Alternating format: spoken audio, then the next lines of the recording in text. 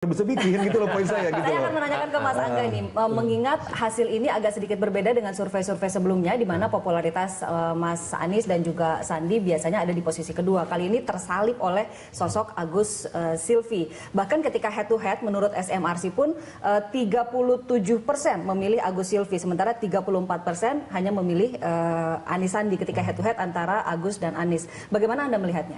Seperti saya sampaikan sebelum itu nggak ada problem juga buat kita karena kan dalam berbagai survei belum ada yang 50% plus 1 juga. Artinya kan ini persaingan 4 bulan ke depan juga itu masih sangat ketat. Tapi sekali lagi saya ingin mengkritisi soal data gitu kan. Nah, pertama lembaga apa sih yang kita bisa percaya di negara ini? Tentunya kan kalau kita mau merujuk ini kan Badan Pusat Statistik kan.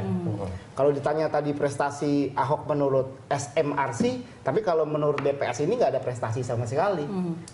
Basuki dan Jarot ini, karena kalau kita lihat tingkat pengangguran di DKI ini paling tingkat kemiskinan pengangguran di DKI ini terbesar di Indonesia, 8,36%. Jumlah penduduk miskin meningkat 9,83%. BPS tuh. BPS. Ini kita bicara BPS. Indeks keparahan kemiskinan meningkat 0,7%. Oke, artinya memang masih banyak pekerjaan ya, dan rumah tingkat kesenjangan sosial kita meningkat dari 0,39 ke 0, Gini rasio kita ke 0,43. Jadi kalau kita boleh fair, menurut Badan Pusat Statistik yaitu lembaga negara, tidak ada peningkatan apa-apa. Secara internal sendiri, apakah tim Anies Sandi sudah melaksanakan survei-survei? Oh ya, sudah melaksanakan survei dan Mas Sandi sudah turun ke lapangan sudah hampir 10 bulan. Yang kita serap memang problem pertama adalah kestabilitas bahan pokok. Ini harganya gejolaknya sangat tinggi dan ini pemerintah daerah kita anggap gagal mengendalikan harga-harga bahannya. Pengangguran terbuka, tertutup ini sangat terjadi. Ini saya rasa poin tersebut, dan yang paling parah menurut saya adalah kegagalan dari Pak Basuki dan Pak Jarot mengelola APBD. Penyerapannya hanya sekitar 53,39%. Jadi ini ada mismanagement pengelolaan negara. Jadi saya rasa hal-hal fakta-fakta ini yang saya rasa harus diungkapkan oleh Mas Agus, oleh tim kami dan juga oleh Hasil. Jangan bersembunyi di MMC gitu loh. Ini fakta-fakta yang ada. Silakan Mas Giri. Kalau kita bicara data, tadi dibilang ya oleh Mas Angga bahwa itu ada data BPS. Ya, pertama kita lihat tuh tahun berapa. Ya. Kedua kita lihat bahwa juga ada data Pemprov DKI. Ya kan? Kita juga mesti sandingkan juga secara proporsional dan objektif ya. Kalau kita lihat, saya kebetulan bawa data-datanya yang saya print out dan itu terbuka dan open sources ya. Kalau kita lihat dari pertama nih ya, kita pernah dari anggaran pendidikan itu meningkat hampir 4 kali lipat semenjak tahun 2013 ya. Penerima kartu Jakarta Pintar tentu diseleksi dengan baik dan itu terdeliver dengan baik ya kan. Kita lihat penurunan angka putus sekolah, pendapatan guru-guru sekarang berapa? 2014 itu hampir 15 juta dengan tunjangan-tunjangan. Belum lagi dengan TKD-nya. Lalu kita lihat layanan-layanan kesehatan dari mulai perawat, dokter sampai apoteker itu meningkat semua. Ada datanya, kita bisa lihat, kita bisa download di Pemprov DKI. Dan satu lagi saya ingin tanggapi juga. Kalau kita melihat hal-hal itu semua, itu kan berarti kan pencapaian. Itu kan berarti sebuah keberhasilan yang masyarakat juga bisa tahu ya. Dan saya ingin tegaskan juga soal tadi dibilang bahwa apakah itu bisa dibilang sebagai sebuah hal yang bersifat memajukan atau tidak? Ya sangat memajukan ya, karena apalagi ukurannya kalau memang kita tidak bisa memberikan bukti kan begitu. Meningkat, kalau kita tidak bisa memberikan bukti kan ini begitu. data dilawan dengan data. Kita bicara data. Iya, data dan lembaga negara itu Badan Pusat saya ingin juga tambahkan sedikit. Kalau kita bicara data, kita bicara data. Iya, survei oleh SMRC. Ya, sekarang begini, kalau kita sedikit kalau kita bicara survei, data-data itu kan juga harus kita apresiasi dengan data-data yang Mas Jerry, boleh saya ke Angga? Ya, Mas Angga, ini bagaimana caranya menggenjot elektabilitas yang tampaknya turun? Kalau kita lihat jelas dari survei internal yang kami lakukan dan dari beberapa survei sebelumnya yang dilakukan lembaga-lembaga survei yang lain, kita lihat memang warga Jakarta ini ingin perubahan. Ingin perubahan dengan sesuatu yang lebih baik lagi. Dan tentunya yang kita tawarkan tentunya kan ini rekam jejak dari Mas Anies dan Bang Sandi selama ini. Dan ini juga prestasi Mas Anies dan Bang Sandi ini bukan hanya di level nasional, tapi sudah diakui di level internasional. Tinggal bagaimana dari tim kami menyampaikan apa yang sudah pencapaian-pencapaian yang sudah dilakukan oleh orang dua ini kepada masyarakat. Dan bagaimana manfaatnya untuk warga DKI Jakarta begitu. Ya, tentunya apa yang sudah, artinya kan pembangunan ini berkelanjutan. Apa yang sudah baik dilakukan oleh Pak Basuki dan Pak Jarot ini tentunya harus kita juga apresiasi. Tapi kalau kita bicara lagi tadi mengenai data dan fakta, besarnya gitu ya. Konteks besarnya, potretnya kan sudah terlihat kan gitu. Tapi kalau kita turunkan ya mungkin Pemprov kan punya data-data yang lain dan kita juga hanya berpegang pada data dari pada pusat statistik. Ini diakui bahwa diapresiasi nih Mas Jerry ya. Nah, tapi bagaimana caranya untuk semakin menggenjot atau juga mempertahankan elektabilitas hingga nanti saat pemilihan? Betul. Jadi begini, tadi saya juga menanggapi ya bahwa yang disampaikan itu memang ada betulnya bahwa ada keberhasilan tadi Mas Angga bilang ya dengan data-data Pemprov DKI. Ya, bahwa ada data BPS, oke, kita bandingkan, kita lihat dan juga kita kaji sama-sama.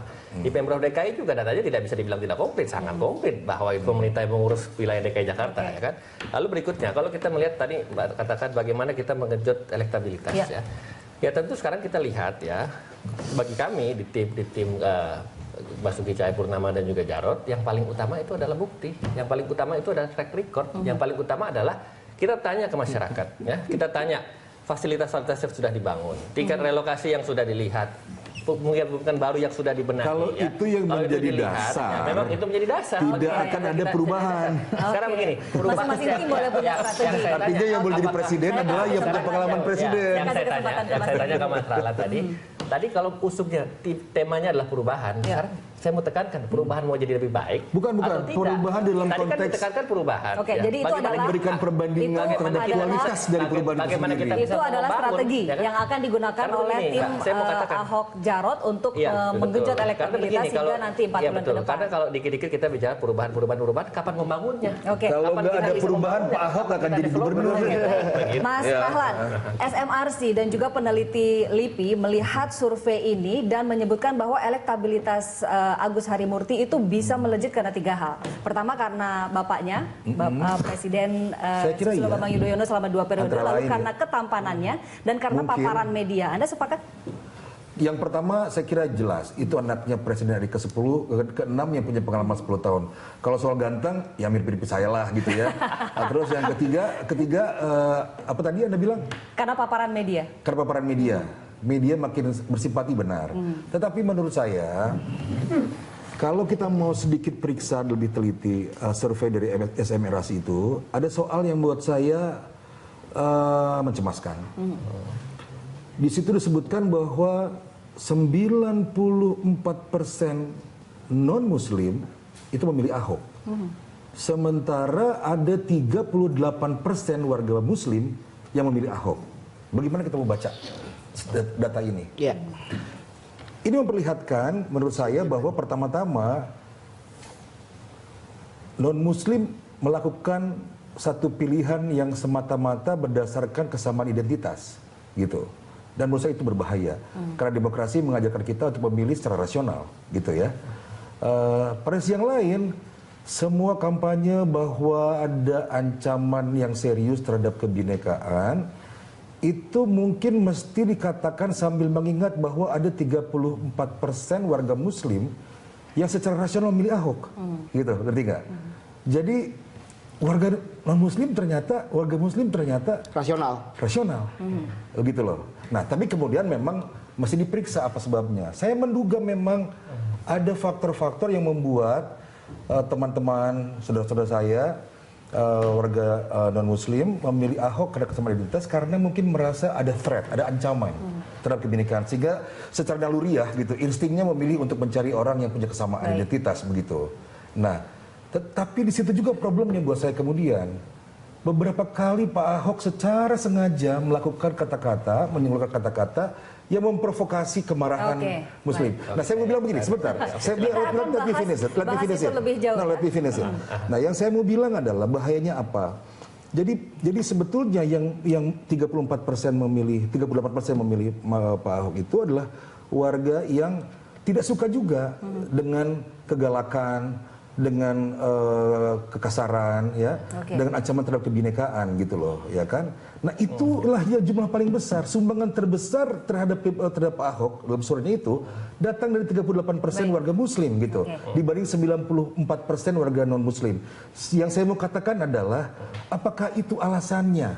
Kenapa Pak Ahok kok bicaranya memprovokasi seolah-olah ada kebinekaan sehingga orang takut, gitu loh. 38% loh yang memilih. Saya harus gitu jeda dulu. Saya harus jeda dulu. Kita akan lanjutkan. Jangan-jangan itu teknik memang sengaja untuk memancing semakin lagi-lagi akan berbasis pada data yang didapat oleh SMRC. Pemirsa jangan kemana-mana, Prime Time Talk akan kembali.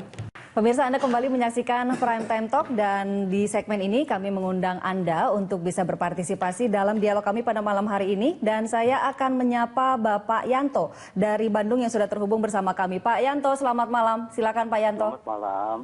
Ya. Selamat malam Pak Yanto. Ya, selamat malam. Ya, silakan Pak. Ya, saya dari Bandung mau komen aja. Walau saya dari Bandung ya, tapi saya melihat menerawang juga di Jakarta itu, selain ada informasi dari media tentunya, dari teman-teman saudara-saudara di sana. Jadi bahwa bolehlah ya semua orang bersaing untuk pilkada ini. Tapi tolonglah seperti Bung Rahlan itu, Anda itu ya jangan sampai bawa-bawa segala macam muslim non-muslim. Anda seolah-olah itu jadi memanas-manasi ya. Jangan bawa seperti itu. Anda kan sedang berwawancara di TV. Jangan seperti itulah. Oleh di internal Anda boleh sampaikan itu.